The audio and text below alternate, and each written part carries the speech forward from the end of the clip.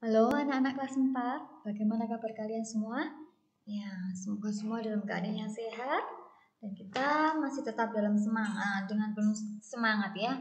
Hari ini kita bertemu lagi di tema 4E, subtema 2 tentang pahlawanku kebanggaanku. Hari ini kita akan belajar pembelajaran 5 dan 6. Oke, kalian sudah siap? Pertama, kita akan belajar IPS menyajikan informasi tentang pahlawan dalam bentuk peta pikiran. Nah, kalian bisa buka sekarang buku tema 4E kalian di halaman 64 sampai 65. Di situ ada sebuah bacaan yang berjudul Soekarno. Kita akan baca bersama-sama ya. Siapa yang tidak kenal dengan Soekarno? Beliau adalah presiden pertama Indonesia. Selain dikagumi dan dicintai oleh rakyatnya, Presiden Soekarno juga disegani oleh para pemimpin negara-negara di dunia pada waktu itu. Soekarno dilahirkan di Surabaya pada tanggal 6 Juni 1901. Sejak muda, Soekarno sudah belajar berpolitik dan juga berpidato. Soekarno pun mulai bergabung dengan organisasi pemuda Jawa, Jomjawa. Setelah Soekarno tamat dari sekolah Roger Burger School, beliau melanjutkan sekolah di ITB yang dulu bernama Technische School dan lulus pada tahun 1925. Soekarno pun beranjak dewasa dan mulai membentuk sebuah organisasi yang merupakan cikal bakal dari Partai Nasional Indonesia. Partai ini didirikan dengan tujuan untuk membebaskan bangsa Indonesia dari penjajah Belanda. Oleh karena keberanian tersebut, Soekarno pun ditangkap dan dimasukkan ke penjara. Beliau berkali-kali dipindahkan dan diasingkan karena dianggap sangat pandai mempengaruhi rekan-rekannya di dalam penjara untuk memperjuangkan kemerdekaan. Soekarno pada akhirnya bebas saat Jepang masuk ke Indonesia pada tahun 1942. Soekarno kemudian bersama-sama dengan rekan seperjuangannya yang lain seperti Muhammad Hatta mulai mempersiapkan kemerdekaan Indonesia. Hal ini dimulai dengan dirumuskannya Pancasila, Undang-Undang Dasar 1945, dan naskah proklamasi kemerdekaan Indonesia. Setelah kemerdekaan diproklamirkan, Soekarno pun ditunjuk sebagai Presiden pertama Republik Indonesia. Nah, setelah kalian membaca bacaan tersebut, kalian pasti telah memperoleh banyak informasi mengenai Soekarno. Nah, sekarang kalian disuruh mencari membuat informasi tersebut, informasi tentang Soekarno dalam bentuk peta pikiran. Coba kalian perhatikan peta pikiran berikut ini. Informasi tentang Soekarno. Perjuangan Soekarno untuk Indonesia merdeka antara lain yaitu Soekarno mendirikan organisasi Perserikatan Nasional Indonesia. Kemudian Soekarno juga menentang imperialisme serta Soekarno merumuskan naskah proklamasi kemerdekaan. Peninggalan Soekarno bagi bangsa Indonesia. Ini peninggalan yang berupa bangunan berupa gedung yaitu Masjid Istiqlal, monumen nasional yang sering disebut dengan Monas, monumen patung Dirgantara atau biasanya kalian sebut patung Pancoran, dan Stadion Gelora Bung Karno. Nah, pengaruh Soekarno yang dapat dirasakan hingga sekarang yaitu berupa merdeka Indonesia sudah merdeka dari. Oke, kita masuk ke pelajaran SPDP menyanyikan lagu syukur dengan penghayatan yang tepat. Oke, sebelumnya tempo itu ada 3 macam tempo cepat, sedang, dan lambat.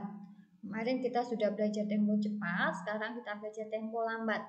Tempo lambat ini ditentukan berdasarkan jumlah ketukan pada lagu tersebut per menitnya. Sedangkan macam-macam tempo lambat yaitu grave, lambat, dan berat. 40-44 ketukan per menit. Largo, lambat, lebar, dan luas. 44-48 ketukan per menit. Lento, lambat, 50-54 ini 54 kebanyakan 4 ketukan per menit. Adagio lambat 54-58 ketukan per menit. Larghetto lambat tidak selambat adagio 63-69 ketukan per menit. Nah, sekarang kita belajar tempo sedang. yaitu andante secepat orang berjalan 72-76 ketukan per menit.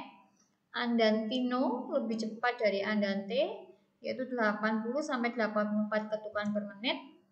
Maestoso yaitu agung ya, ini agung dan mulia, hanya kehapus, yaitu 88-92 ketukan per menit. Moderato sedang 96-104 ketukan per menit. Nah, ini adalah lagu syukur. Kita akan belajar lagu syukur hari ini. Ya, sebelum kita menyanyikan lagu syukur ini, apa makna dari lagu syukur? Ya, lagu yang berjudul Syukur ciptaan Mutahar ini mengandung makna bahwa syukur memiliki keterkaitan dengan keteguhan dan keikhlasan kepada Tuhan atas karunia, nikmat dan hidayah yang Tuhan berikan karena kenikmatan atas tanah air tercinta Indonesia merdeka. Nah, sekarang coba kalian simak lagu syukur berikut ini.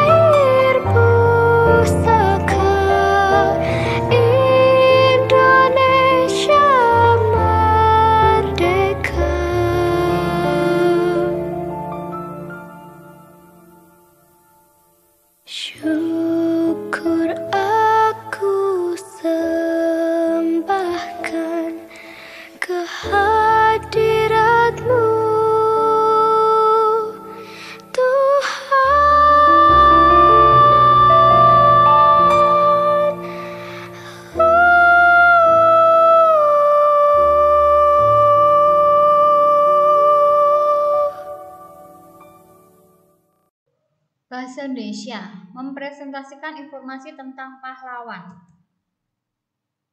Nah, masih ingatkah kalian tentang perjuangan para pahlawan seperti Sultan Hasanuddin, Jenderal Sudirman, Dewi Sartika, dan Soekarno? Nah, menurutmu apakah persamaan yang dimiliki oleh keempat tokoh tersebut? Ya, mereka sama-sama berjuang untuk kepentingan dan kesejahteraan bangsa Indonesia. Namun, mereka melakukannya dengan cara yang berbeda. Nah, sekarang tugas kalian adalah mencari informasi lebih dalam tentang perjuangan dan jasa mereka. Ya, kalian bisa mencarinya. Kalian bisa browsing internet ya. Oke, kita masuk ke PPKN, mendiskusikan sikap yang sesuai dengan sila kelima Pancasila. Nah, sekarang ada beberapa penjelasan tentang sikap sila kelima. Kalian bisa perhatikan penjelasan berikut ini.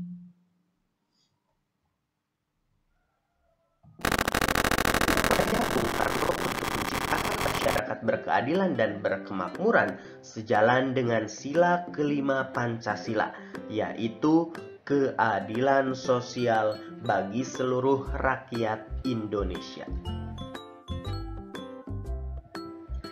Sila kelima Pancasila merupakan cita-cita rakyat Indonesia.